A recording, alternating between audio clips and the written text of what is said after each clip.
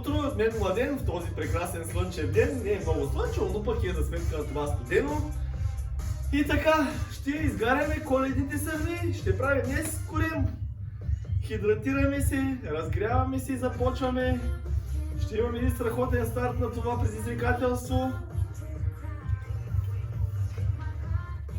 Така че нека се постараем новогодишни трапези да не ни се отразят твърде дълго. Разгряваме. И тъй като днеска ще правим повече корем, ще направим кратка разгрявка само. Ако не сте се разсъднили още и имате нужда от повече време да разгреете, направете го.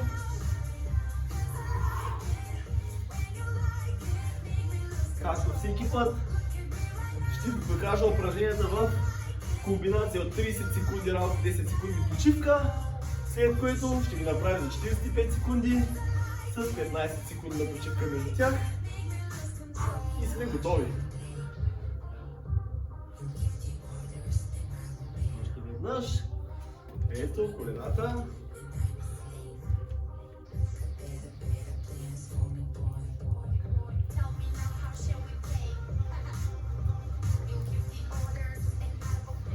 Как пукат.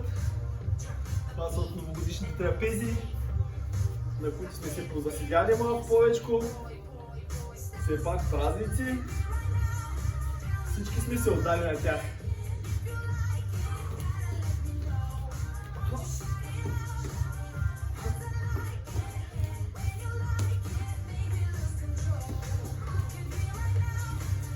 И така, пускам си таймера. И първото упражнение, което ще покажем, е от стоеж, за да може все пак да активираме малко корема и започваме. Упражнението се изпълнява последователно, ето единия крак, другия. Ето как излиза на среща.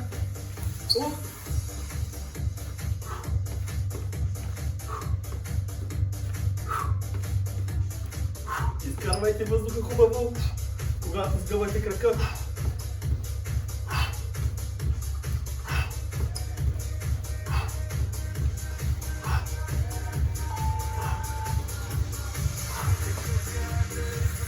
Айде, лягаме за другите упражнения.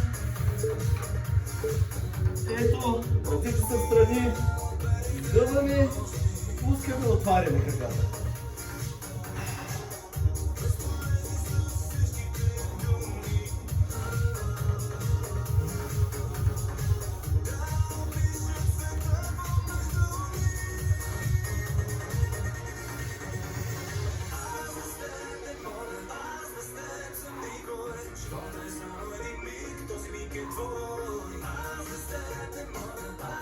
Тези от вас, които е трудно да отлипят гърба и да държат тук, просто маркират движенията, без да изпълват додолу. Ръцете са сгънати в лактите, краката са събрани.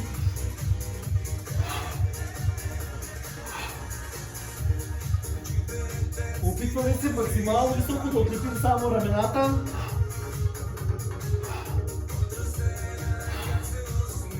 Ако на някой му е много трудно това упражнение, може да прави само това. Това е алтернативата. Ако краката са прекалено изморени, събирате ги пак, помушваш и връщаш.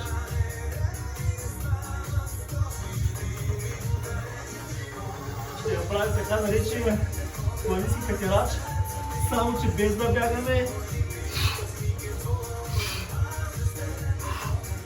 Всеки път издишаш максимално, като се стараеш коляното да дойде максимално напред и нагоре, да стигне почти до гърдите.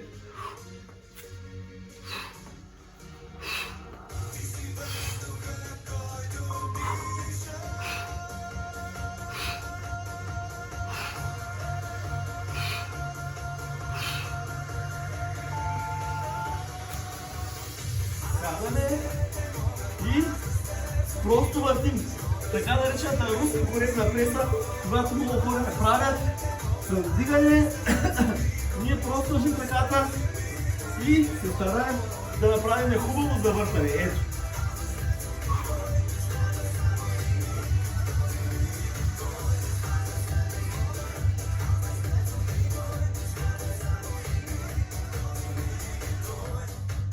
хубаво за въртите равня.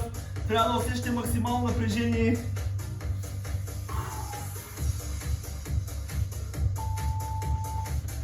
Цяла коремна преса.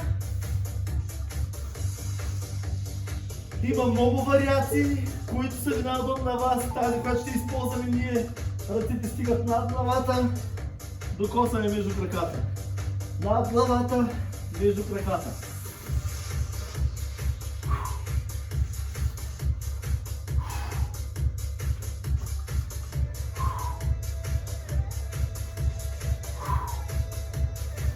Ако искате, може да вземете топка или някаква тежест за допълнително напрежение.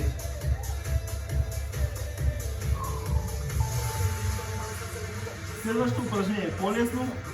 Натоварваме по-голяма част от долната коремна мускулатура. Ръцете са под опашката.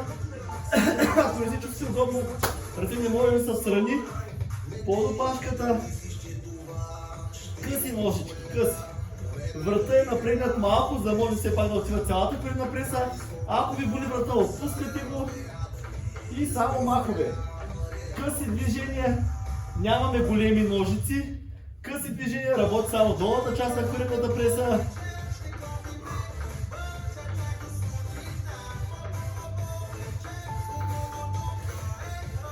Така, остана ни само едно упражнение за финал. Ще напрегнем малко раменния пояс. Изпъваме рамо, рамо, протягаме, протягаме. Рамо, рамо, протягаме, протягаме.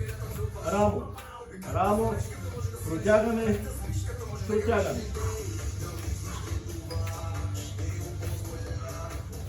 Рамо, рамо, протягаме, протягаме. Още малко остана. Хидратирайте, пускаме дългия таймер и започваме. И започваме.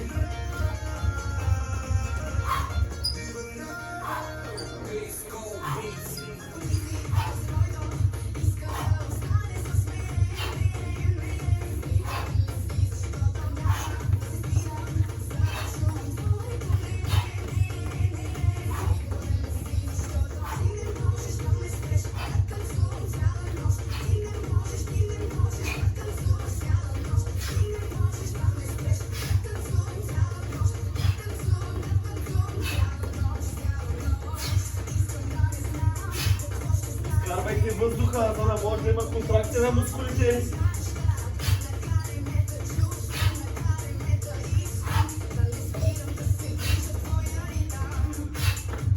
Хайде, лягаме. Ръцете под опашката. Отваряме.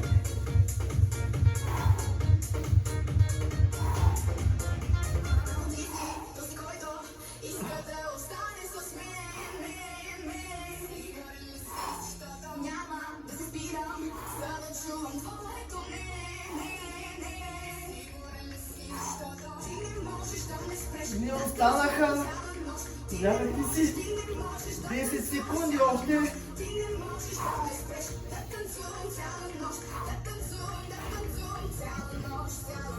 Две, едно, ето.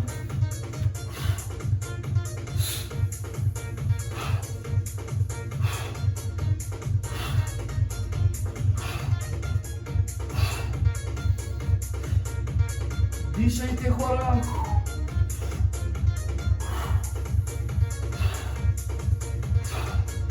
Особено, ако и вашите стомахи са пълни като моите с коледни сърми, трябва да ги изразходим. Хайде още малко!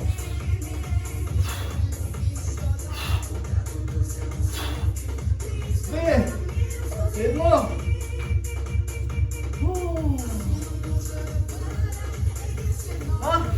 Сети се, че и сега кодовата ни дума ще бъде коледни сърми. Коледна дума, кодова дума, коледни сърми. Или коледна дума, кодови сърми. Не, коледни сърми.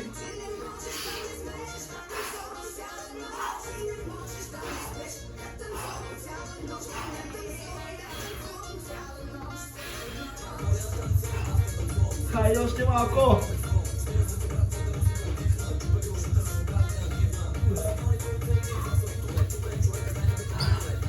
Много лягаме. Дигаме краката и си ставаме просто на тим. Не забравяйте, че ако се върти главата, постоянно също може да се навие свят. Затова главата право напред. Ето така.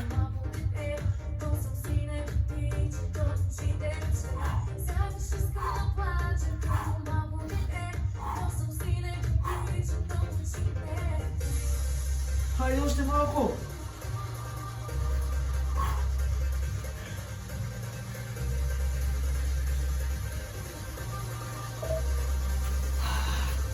Не останаха.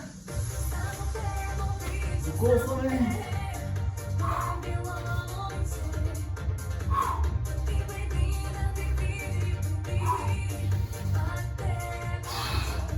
Когато стигате нагоре, изкарвайте въздуха.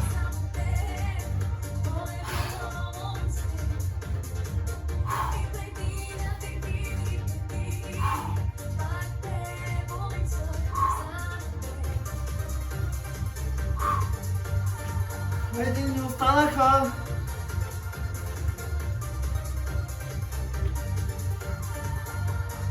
Още 5 секунди. 3, 2. Ръцете под опашката.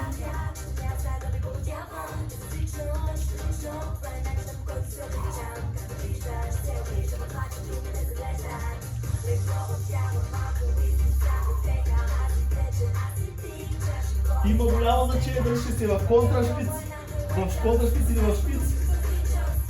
Пробвайте при вас, кой напряга повече корема, а не краката. При мен това напряга повече бедрата, а това напряга повече корема. Но при всеки човек е различно. Така че пробвайте при вас, кой работи най-добре. Не останаха. 2, 1. Хайде, рамо. Подтягане.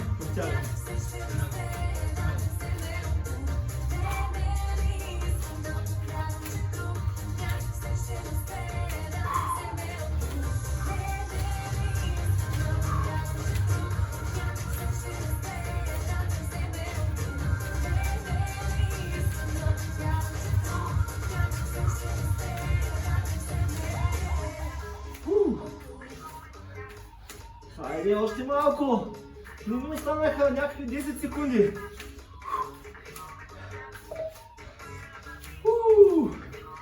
И разтягаме дланите на обратно, доколкото ми е възможно. Дишате. Пускаме назад. Повтаряме този път дланите напред.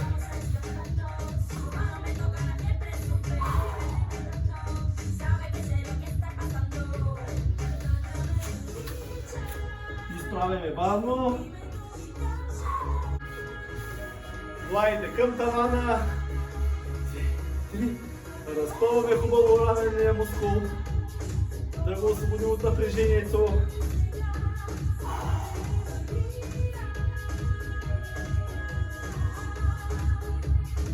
Дланите към земята. Дърпаш и отпускаш.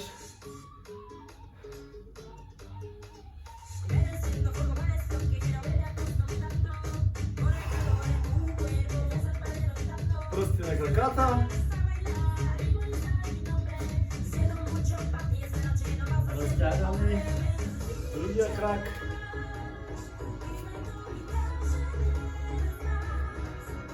Дишаме 3 пъти дълбоко.